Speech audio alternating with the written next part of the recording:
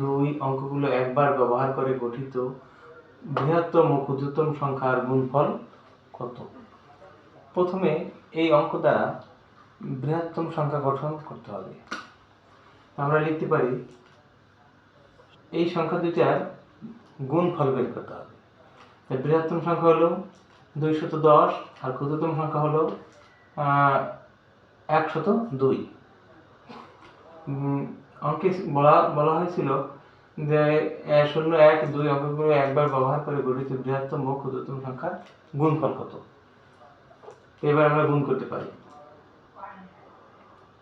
0। এবার একক ও দশকের ঘরে 0, 1 দিয়ে গুণ করি। আমরা যোগ করতে পারি, এখানে এককের ঘরে 0, দশকের ঘরে 2, শতকের ঘরে 4, 21,420।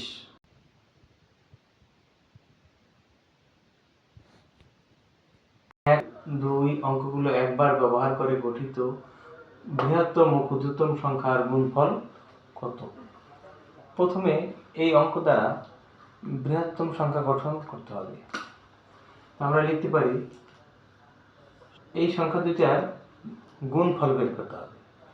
বৃহত্তম সংখ্যা হলো 210 আর ক্ষুদ্রতম সংখ্যা হলো